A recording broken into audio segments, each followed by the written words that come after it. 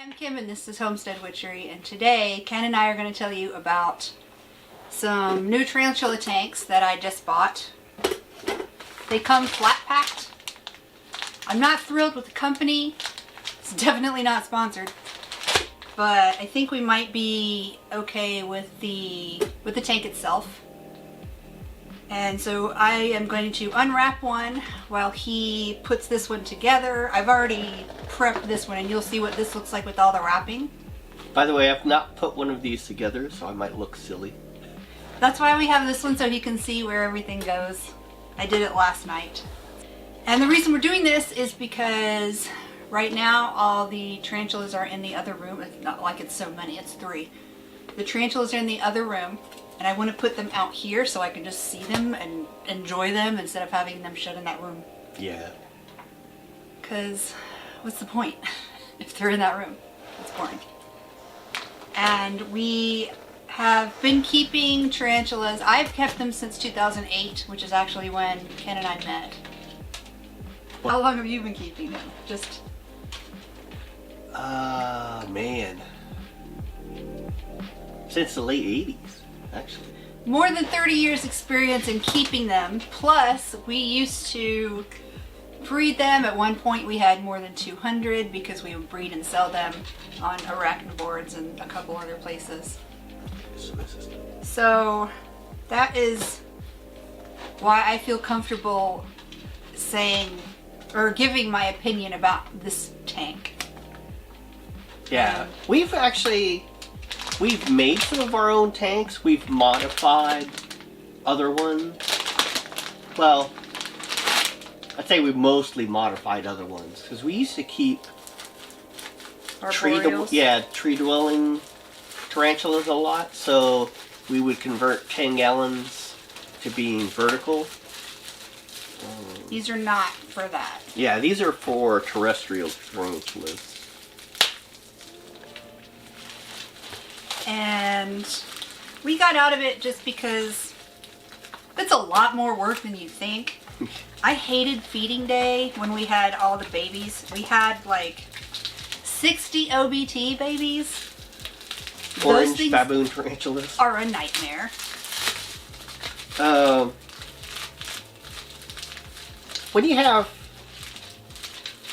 say when you have like 10 or less tarantulas, they're actually really low maintenance pets. But at one point we had like 600. I don't think almost all of those were babies, but yeah, and that means you get to spend your entire day opening little vials that are that big, like little ketchup containers that you get at fast food restaurants. Do a bottom and a side and this side first. I was just thinking that. It's not a good time. And you do have to do 200 of those, and they're little jerk spiders that will bite you, because OBTs will bite you. Regalis will bite you. It's hard. Plus you gotta catch that many. We usually fed red runner roaches, which they can't climb material like this, unlike regular roaches. And we lived in El Paso, which is kind of like here, where it's super dry and they probably will not be able to reproduce and infest if they get loose in your house because it's so dry. But you gotta catch 200 tiny, or maybe 400 if you're double feeding, tiny baby roaches, and then open the cup with a little psycho spider inside and then feed it and water it. It's not a good time. And then when he started doing things where he just wasn't home, like getting deployed or going to school, we have actually only lived together for not very long. It doesn't matter. They send overage. We've actually only lived together for about 2/3 of our marriage because he was like in basic training, deployed, in a different college in a different state. That happened twice. And it's a giant pain to take care of all those tiny little spiders by yourself. I don't like it. So it comes with the peel off coating, which is super nice to peel off. The reviews for this complained that the peel off coating was would tear easily, but I have not had that problem at all.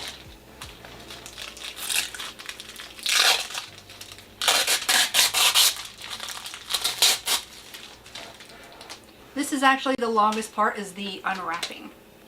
Another thing I think that helps with our collection now, sort of Collection of 3. well, is that they're all desert tarantulas. Rather, when we had a big collection before, it was a lot of them were rainforest tarantulas, who you had to make sure that their hydration was more on, and air circulation. yeah, both, because you wanted the humidity to be high, but you didn't want the air to be stagnant because that would cause mold. Yeah, and tarantulas can be susceptible to mold. So, since we've almost always lived in an arid area, like Colorado where we lived was very arid. El Paso, Texas is a desert. This is a desert. So keeping the humidity levels right and the air circulation for arboreals was pretty difficult. I mean, you can do it if you want to take the time to do it, which I didn't, and I still don't. And right now we are only keeping New World tarantulas. That's true. I actually prefer Old World tarantulas and rainforest tarantulas and spruce tarantulas, but they take more maintenance. The only tree tarantulas I really like are regalis, and the ones I can't remember what they are called, but they are the black and orange ones. Oh, P. erminia. Yeah, I like Venezuelan sun tigers. I like those. I think they're very pretty. Alright, so this wasn't really that bad. Once you saw the orientation of the the pegs to the holes, it kind of made sense. Now,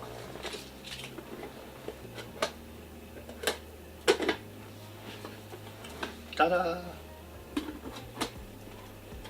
these are not the most secure containers unless you modify them a little bit. I would not keep an OBT in this, and I would not keep any sort of arboreal in it, because this thing, it just lifts up. You slide it out and you lift it up. Yeah, if you have it slid back, it kind of can't lift out, but if they push it forward at all. And they're going to be on this wall, so they're going to be pushing kind of forward. There is a little hole in it, so you can put it in there as a stopper so it can't slide forward, which we're going to use. It's kind of weird because then it leaves this gap. I know. Well, no, because you got to put the whole thing in between there. Oh, I see. You put it back behind it, not this way. Another complaint in the reviews for this, and we got it from Amazon. Another complaint from the reviews I put this upside down. is that it leaks sometimes. The coconut coir that we use, when it gets dry, it gets really fine and crumbly, and it leaks out the bottom. So I am sealing it with silicone. Because the way I water, I do like feast and famine, where I water a lot and then I just let it evaporate. They have water dishes, but I also water a lot, like flood it and then just let it evaporate, because I think that's more natural, because it doesn't rain here every day, and these are desert tarantulas, and it doesn't rain daily. They have a kind of flood and famine thing happening in nature, so I think it's best to keep them like that. And the coconut coir turns color, it turns really dark chocolatey brown, or like a coffee brown when you get it wet, but it lightens up a lot as it dries, so you can tell how dry or damp the substrate is. And I will show you that in another video once I'm done sealing all these with silicone and it dries and everything. Then I'll do a rehousing video. Even though I'm talking while I'm doing this, this is still about how long it takes me to take it off, whether I'm talking or not. It's just the fiddly edge bits. You can start putting that together though. Which one? Oh, the new one? Yeah. Okay, so there's that one done. We do eventually plan to buy a glow forge or something like that. And when we do, we will be designing our own cages, which I doubt will sell. But we'll be able to design our own cages to our own specifications, because like the holes are too big in these for the air holes are too big for my taste, because crickets can get through and small spiders can get through if you're keeping little tarantulas, because these are not particularly big containers. Yeah, you wouldn't want to have an egg hatch out in these. Oh no. One time we had an OBT Wow, hatch, yeah, this is a funny story. and we kept it in a critter keeper. We kept the egg sac and the mom in a critter keeper, which is, you know, a little cheap $8 plastic tank. It's the kind you see in pet stores. It's the clear acrylic tank with like a bright pink or a lime green lid.